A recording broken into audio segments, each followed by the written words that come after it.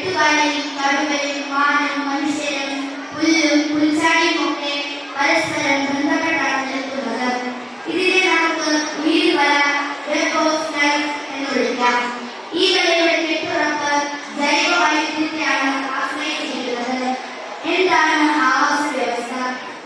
ഒരു ജീവി ജീവിക്കുന്ന പ്രകൃതിദത്തമായ ചുറ്റുപാടിനെയാണ് ആവാസം എന്ന് പറയുന്നത്. ജീവീയ ഘടകങ്ങളും അജീവീയ ഘടകങ്ങളും ഉൾപ്പെടുന്നതും അവയുടെ പരസ്പര ബന്ധത്തിലൂടെ നിലനിൽക്കുന്നതുമായ സംവിധാനമാണ് ആവാസ വ്യവസ്ഥ. ഉദാഹരണത്തിന് മത്സ്യത്തിന് ജലമാണ് ആവാസം. എന്നാൽ മത്സ്യം ജീവിക്കുന്ന കുളം ഒരു ആവാസ വ്യവസ്ഥയാണ്. കാരണം അതിൽ ജീവിയവും അജീവിയവുമായ ഘടകങ്ങൾ അടങ്ങിയിരിക്കുന്നു. എന്താണ് അജീവിയ ഘടകങ്ങൾ? എല്ലാ ജീവികളും സസ്യങ്ങളും അജീവിയ ഘടകങ്ങളെ ആശ്രയിക്കുന്നു. എല്ലാ ജീവികളും ആശ്രയിക്കുന്ന അജീവിയ ഘടകങ്ങൾ ഏറെക്കുറെ ഒന്നുതന്നെയാണ്.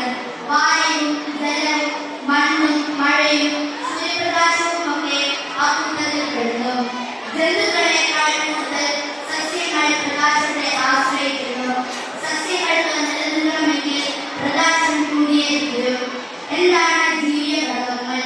സസ്യങ്ങൾ, ജീവജാലങ്ങൾ എല്ലാം ജീവീയ ഘടകങ്ങളിൽ പെടുന്നു.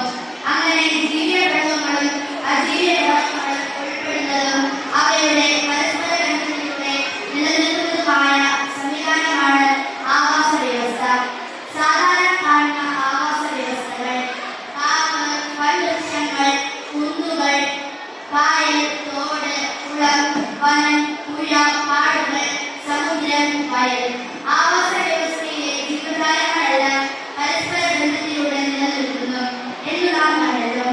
ഒരു ആവാസ വ്യവസ്ഥയിൽ തിന്നുകയും തിന്നപ്പെടുകയും ചെയ്യുന്ന ജീവികളെ ശൃംഖലാരൂപത്തിൽ ക്രമീകരിക്കുന്നതിനെയാണ് ആഹാര ശൃംഖലാജാലം എന്ന് പറയുന്നത്. ഭക്ഷ്യശൃംഖലയിലെ ആദ്യ ഭംഗി എപ്പോഴും ഹരിതസസ്യങ്ങളായിരിക്കും. അവരാണ് ഉൽപാദകർ. അവസാന ഭംഗിയായി വരുന്നത് മാംസഭോജികളായിരിക്കും.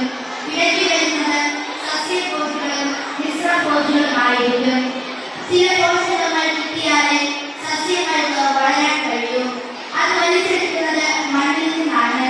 ജന്തുക്കളുടെയും സസ്യങ്ങളുടെയും അവശിഷ്ടങ്ങൾ ജീർണിച്ച് മണ്ണിൽ ചേരുന്നതിനാൽ സസ്യങ്ങൾക്ക് അവ വലിച്ചെടുക്കാൻ സാധിക്കുന്നു.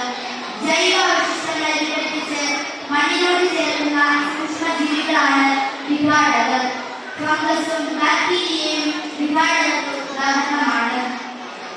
മനുഷ്യന്റെ പരിസ്ഥിതി വിരുദ്ധമായ